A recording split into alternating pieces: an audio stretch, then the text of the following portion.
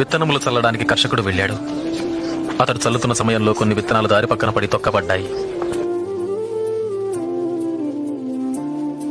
ఆకాశ పక్షులు వాటిని తినివేశాయి. మరికొన్ని విత్తనములు రాతి నేలను పడ్డాయి. మొక్కలు మొలిచినను చెమ్మలేనందున ఆ విత్తనములు ఎండిపోయాయి.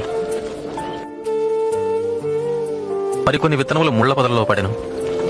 ముళ్ల పొదలు వాటితో మొలిచినందున వాటిని అణచివేశాను.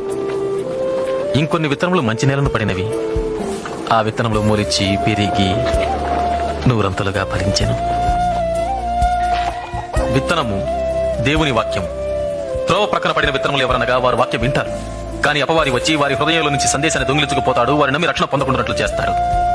రాతి నేలను పడిన విత్తనములు ఎవరంటే వారు వింటారు, సందేశాన్ని అంగీకరిస్తారు కూడా, కానీ వీరు లేనందున కొంతకాలం మాత్రమే నమ్ముతారు. ముళ్ల పొదలలో పడిన విత్తనాలు ఎవరనగా వారు వింటారు, కానీ ఈ జీవన సంబంధమైన విచారముల చేతను ధనభోగముల చేతను అణచివేయబడి తద్వారా ఫలింపని వారు. మంచి నేలను పడిన విత్తనాలు ఎవరనగా యోగ్యమైన మంచి మనసుతో వాక్యము విని హృదయములో భద్రపరచి దానిని అవలంబించి ఓపికతో ఫలించువారు.